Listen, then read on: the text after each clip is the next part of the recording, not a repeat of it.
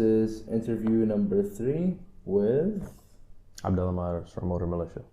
Okay. So let's start off with some of the biographical questions. Where did you grow up? I was born in Rotterdam in the Netherlands. Moved to Bahrain when I was 7 years old. What school did you go to? In Bahrain, I was in Nassim for 2 years, and then IKNS from 3rd grade to graduation. Awesome. I can tell you I can tell you what school I went to in the Netherlands, but you'd be like, what? Fair enough. How old are you now? I'm a few days away from my 39th birthday. Oh, happy early birthday. Thank you. Where do you currently work? I manage a company called AVL Concepts, which is AVL stands for audiovisual lighting. So we do rigging, we do sound solutions, we do lighting, we do visuals, LED screens, projectors, and so we do, corporate events, festivals, concerts, weddings, anything that needs a sound system, lighting, etc., etc. Cool. What did you listen to when growing up? When I was very young, I remember gravitating to stuff like Queen and Deep Purple. Like I'm born in '85, so like ABBA was big, the Grease soundtrack was huge, Prince, Michael Jackson was definitely something I listened to as a kid. The first heavy metal that I was sort of accidentally exposed to was the Overkill record by Motorhead, and yeah, that started the journey down the rabbit hole. So do you have any other artists in your family? My grandfather on my father's side played piano, but not like professionally or anything, but he was pretty good. Awesome. Did you ever study your art formally, or was it a hobby that later turned into a life profession? I did, in middle school, I guess, we had music, and I did percussion, so I was rotated between the drum kit and the xylophone, which is, that's where I learned what little I know about music. I used to know how to sight read a lot better than I do now, but just because, if you don't use something, you dull the blade, but I had 2 years of, let's say, formal music education from a jazz trumpet player, so that was useful. Mm-hmm. Which brings us to our next question. Did you find your art education useful? Sure, yeah. It, when you're, this would have been like mid to late 90s when I started playing, there was no Napster. You had like AOL dial-up and MSN Messenger and that sort of thing, but it was literally like, if you had a tape deck that could slow it down, that was immensely helpful to try and figure out what the licks and the fills were. But outside of that, it was like, figure it out, kid. So a little bit of formal music education it came in handy, because it's like, I guess I also came into the situation where I'd already kind of hit a glass ceiling. And then those 2 years kind of helped me overcome that in a way. Mm-hmm. Now I'm at a different glass ceiling, but I'm comfortable with it, so it's fine. So, what's the turning point in your life that made you take drumming seriously? The original singer from Motor Militia, he transferred into IKNS, and he played bass, and yeah, we got to jamming together, and yeah, that was the first time in Bahrain that I'd found somebody that I really enjoyed playing music with. And bit by bit, music, like I was heavily into sports, like I was playing football, volleyball, basketball, very intensively during like middle school and high school. But when I started playing with Mahmoud and then we started recruiting other band members, it's like music kind of came to a level pegging and eventually overtook sports. Do you have a specific artist that inspired you growing up? Growing up, it was like anything and everything that I liked was a huge influence and inspiration.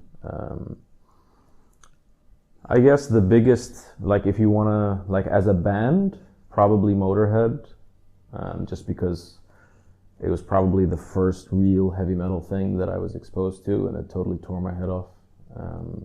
It's probably the reason I'm a drummer, because the song starts off with this double bass groove. But like looking back, probably Dave Lombardo is like the drummer I most tried to emulate, and probably still the case. Do you have an artist philosophy? And if so, what is it? Only write something that you believe in and that you like. That's, I don't know. And I don't like using, I liked keeping the language at an intellectually stimulating level, like lyrically. And I also don't like the use of profanity in the lyrics. But I have no issue if the singer cusses out the crowd when we're playing a show. That's, two separate things. Oh, you're gonna hate our upcoming album. It's fine. Other people can do what they want. It's just like I don't want to put my songwriting credits to something that I don't want my kids to listen to, kind of thing. You know what I mean? And that was something I kind of understood. Because I started when I was a kid. I remember like there were songs where, like I was, I don't know, 15, 16, when like all this new metal stuff started, and it was like, all right, it was cool, but at the same time, it's like, I kind of, within a year of listening to it, I was like, this stuff's getting pretty old and unoriginal and uninspired, and, and then you go back and you listen to stuff from 20, 30 years ago, and it still holds up, So. Mm-hmm. So let's move on to questions about messages you try to deliver with your art. What is the message that you generally try to deliver? I mean, we have a fair bit of our music that is, let's say, politically motivated, but more in the sense of trying to shed light on what's going on in the region or in the world, trying to put our perspective on it. Not necessarily trying to force anything down anyone's throat, just like, sort of open your eyes and actually dare to look. One thing that I think has always been a driving motivator for me to write music is to try and leverage like our culture, our folklore, and our myths and our legends to kind of project that where we're from and who we are is actually cool. So what is the meaning behind your work to yourself? I don't know, that's deep. What's the meaning of my work to myself? I'm 39 years old, and I started this band when I was, I think, 15 or 16. So I've been in this band longer in my life than I've not been in this band. And I remember mentally, like when I crossed that sort of point where it's like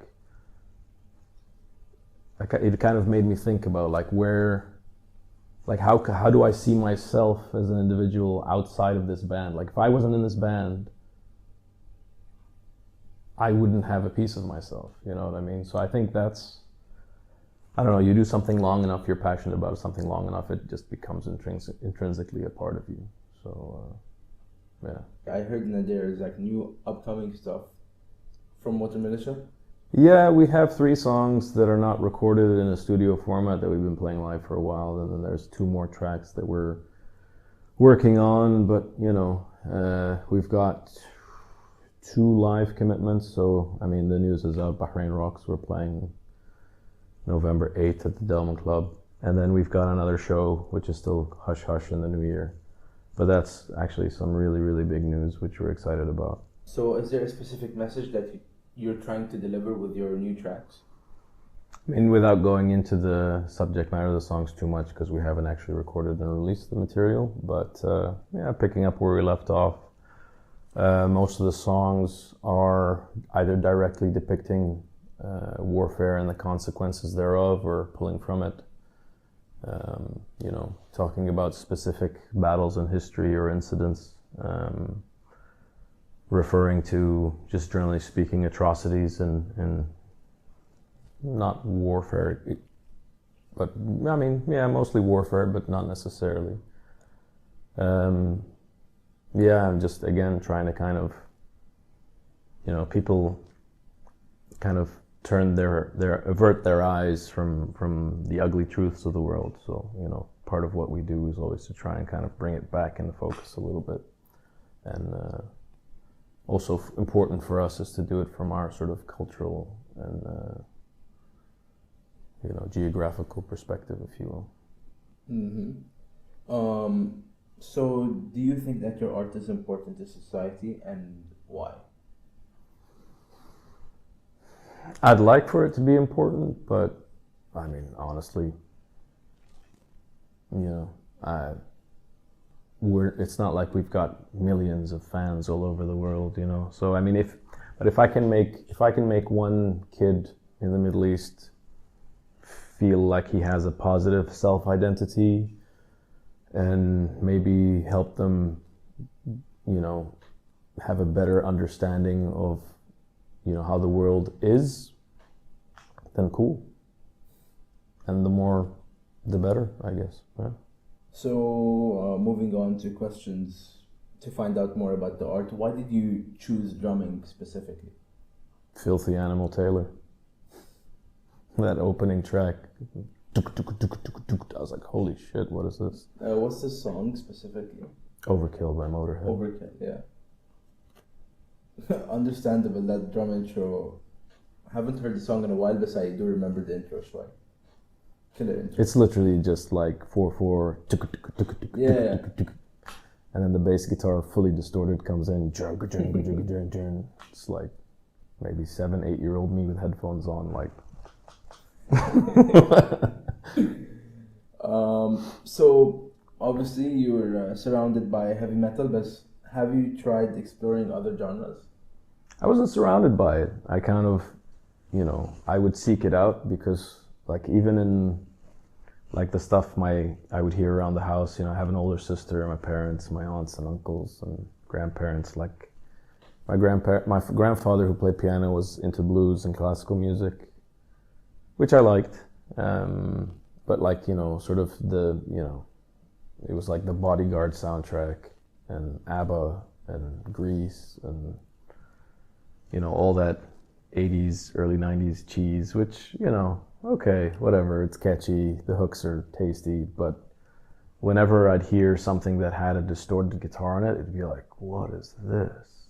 This is cool. I want more of this. And so began the journey. Yeah. So can you tell me more about Motor Militia, and if you have any other bands? I played with a couple of friends in a band called Rooftop for a while. That's kind of, I guess we're on hiatus. We put out an album and a bunch of singles from, I don't know, 2012. I think we started working on material. But I think a year or two ago, we kind of just stopped because everyone's so busy. But Motor Militia, I mean, I've been in that band. I mean, 2001, I started the band in high school, and then 2003, we called the band Motor Militia. Late spring, early summer 2004, we put out our first album. 2005, in the summer, came back from uni, we tried to get a second album put together, but in the frustration, just things boiled over a little bit, and then we didn't do anything until late summer 2007, where me and Mahmoud got the band back together with a new lineup, because our guitarists from the previous lineup one was in Australia and one was in the US, both at university. So 2007 up until today, band's been pretty active all the way through. We've put out 2 more albums. We've played countless shows. We've got a fair few live recordings, videos and whatnot. Played in Dubai, played in Doha, played in India. So doing some research behind your identity and Motor Militia in general, you guys have been in the scene for a while. Would you be considered as a pioneer of metal in Bahrain, or like a founder? I'm the founder of Motor Militia, or the one remaining active founder. pioneer of the music scene, I guess. I mean, there was in 2003-04, we were genuinely under the idea that we were the first metal bands in Bahrain, because we'd never heard of there being any metal bands from Bahrain. We were only aware that Osiris, which was a prog rock band, were active in the 70s and 80s, mainly. And then I remember being frustrated trying to get my band and other metal bands trying to get on bills to play shows. And it was always sort of an access denied type of thing. So I was like, we can organize our own show. So in October 2003, I organized the first FEF festival, which was basically, teenagers banding together, putting on a heavy metal show, teenagers sort of putting on a show for teenagers, and getting all the licenses and permissions from tourism board, ministry, police, what have you, booking the hotel hall, organizing the sound system and all that stuff. And I organized 3 of those shows myself, and then some other people also sort of were like, oh, we can do this too. So all of a sudden the scene kind of jumped out of the bedrooms, you know what I mean? And there were bands playing heavy metal. There were, like between 2003 and 2004, there may have been around 10 live metal shows in that sort of 12-month period, which was, a new sort of high, because it wasn't the case before. But most of the bands were playing covers. Another sort of important thing that happened is that into 2004, we started working originals into our set. And the other bands at the time were like, you guys are stupid, arrogant, you don't know what you're doing. You're dropping the 4 Horsemen for this crappy song you think is cool. They had a point to a degree, but you have to start somewhere. And I think if you look at the scene now, it's most of the metal bands, when they play live, aspire to play a full set of originals. And the ones with credibility do that. Maybe they'll work in a cover or 2. But So what do you think of the metal community in the GCC and Bahrain in general right now? The metal community in Bahrain is a tight-knit community. Everybody who's, not there, even people who aren't in a band now but have been in a band in the past, or maybe people that aspire to be in a band in the future, whatever. Like, everybody helps out. Everybody, it's a lot of work putting a show together, especially the last couple of years, where we've basically raised the bar in terms of, instead of just putting together shows where it's local Bahraini artists playing the show, we're bringing in bands from Europe or from the US, or, we've had the show where we've brought in Hale from the US. Then we had a show with Evil Invaders, we had Suicidal Angels, and then recently we had the Heathen and Schizophrenia. So, these are all bands with record deals, with legitimate followings, and, they're touring with even bigger bands. So, to be able to bring those bands to Bahrain helps legitimize the scene we have here to an international audience. So, and everybody, there's a lot of people in the scene that band together and help out and make it possible. All right, so back to drumming. Do you have any specific practice routines? I mean, if I'm practicing myself, the thing I like to do most is just put my ears in and play songs, so I'll put it together a playlist of songs that I like or feel like I want to play and work through them. But I mean, most of the time it's practice is basically rehearsal. So if we have either A, we're working on a set list, or B, we're writing new material and just coming up with parts and putting the songs together. So what do you like the most about your art, drawing? Get to hit things really hard. So With no consequences. Yeah, it's like broken sticks, sometimes a broken drum head. Sometimes I'll cut my fingers up on a cymbal or a rim, but it's good stuff.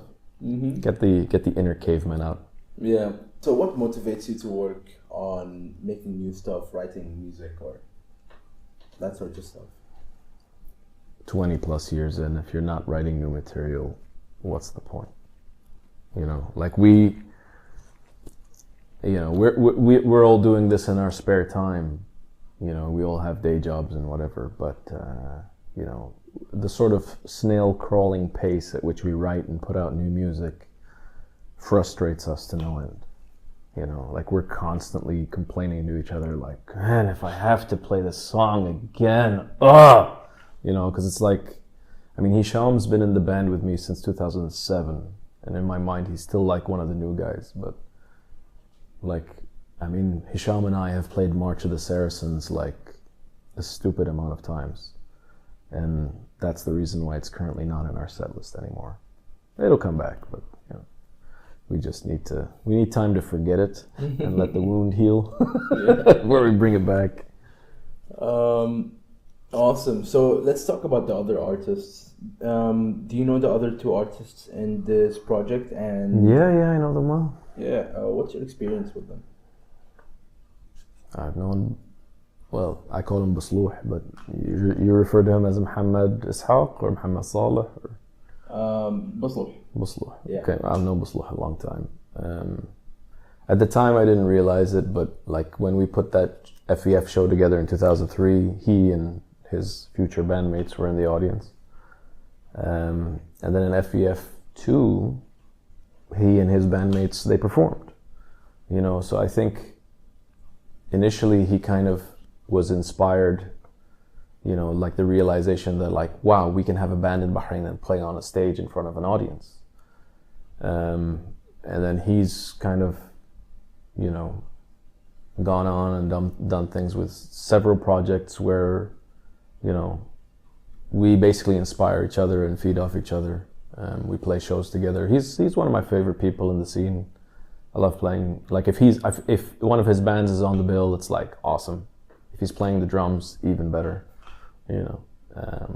Because it's when you're playing a show and there's a certain camaraderie, and it's if he's gonna be playing the drum set before or after me, I know that we have each other's back. Like when let's say I play first, or whoever plays first or second or whatever, like when we have to transition between the two bands playing, he'll help me take my stuff off, I'll help him put his stuff on. We know what we like he'll want his stuff a little bit higher, I want my stuff a little lower, he's a bit taller than me, stuff like that. So and he doesn't like show up like, hey man, can I borrow your sticks? True story. And Hamandi, Hamandi's one of the younger cats in the scene. But I remember him, coming into Room to Rock way back when, just as a sort of a young kid, wanting to play guitar and shred and stuff, and he's come a long way. He's his own ecosystem. Do you have a current favorite artist in general? In our scene? Just generally. A long time ago, I decided that my default answer to that question is just gotta be Motorhead, because it's just impossible to answer. They were my first favorite, and they've been my favorite at several different instances as well. But to pick, a top 10 is hard. A top 1 is I guess the first band. Yeah. That's the only the closest to an honest answer I can give. Mm-hmm. Which I think also explains why the band's called what it is. Yeah, Motorhead, Motor Militia. Yeah. Motorhead is half of that equation. The other one's Metallica.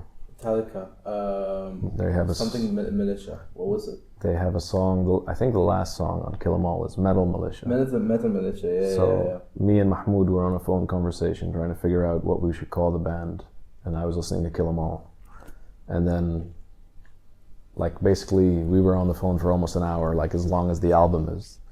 And then sort of we get frustrated and Mahmoud realizes like, oh, what's that playing in the background? I'm like, Metallica. He's like, cool, what song? I'm like, Metal Militia.